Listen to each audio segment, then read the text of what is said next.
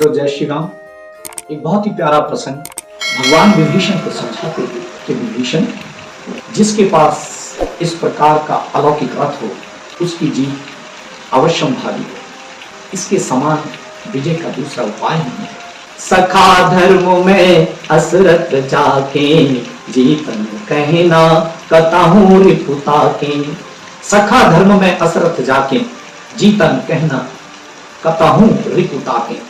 हे सखे, हे मित्र, ऐसा धर्म में रथ जिसके पास हो उसके लिए जीतने को कहीं कोई शत्रु ही नहीं है। भगवान कहते हैं कि जिसके पास ऐसा अलौकिक रथ है उसके लिए तो कोई पृथ्वी पर ऐसा शत्रु ही नहीं है जो जीता ना जा सके। महा अजय संसार रिपु जीत सके सो वीर, जाके असरथ होए दृढ़ सुनहु सखा मति धीर।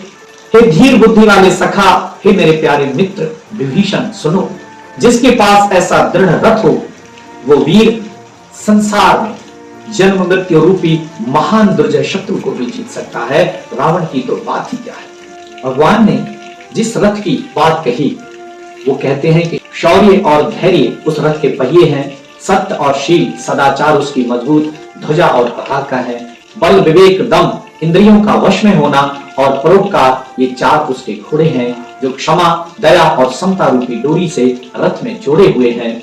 ईश्वर का भजन ही उस रथ को चलाने वाला चतुर सारथी है, वैराग्य ढाल है और संतोष तलवार है, दान फरसा है, बुद्धि प्रचंड शक्ति है, श्रेष्ठ विज्ञान कठिन धनुष है, निर्मल पाप रहित और अचल स्थिर मन तर्कस के समान है, शम मन का वश में होना, अहिंसादि यम और शौचादि नियम ये बहुत से बाण हैं, बड़ों का सम्मान, गुरुओं की पूजा, गुरुओं की सेवा अवेद्य कवच है।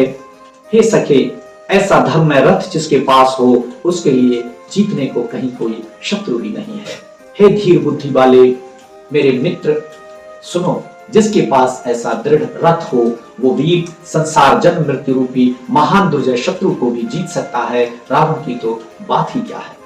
सुनि प्रभु बचन विभीषण, हर्ष गए पद कंज, यही मिस मोहि उपदेश हो, राम कृपा सुख पुंज। प्रभु श्री राम जी के वचन सुनकर विभीषण जी ने हर्षित होकर उनके चरण कमल पकड़ लिए और कहा, हे कृपा निधान, हे सुख के समूह श्री राम जी, हे दया के सागर, आपने इसी बहाने मुझे महान उपदेश दे दिया है। भगवान श्री राम ने यह उपदेश विभीषण को नहीं दिया, ये उपदेश हम सबको दिया है, क्योंकि हम लोग भी कभी कभी अपने जीवन के इस युद्ध में समझ नहीं पाते हैं कि हमें क्या करना चाहिए। एक तरफ हमारे कौरवों की सेना खड़ी होती है और एक तरफ पांडवों की सेना खड़ी होती है, यानी हमारे मन में द्वंद्व चलता है, क्या करूं क्या ना करूं। कभी कभी हमें अपने जीवन में समझ नहीं आता है कि आखिर किस तरह से हम अपने इस जीवन को आगे बढ़ाएं, इस जीवन रूपी समर को किस तरह जीते।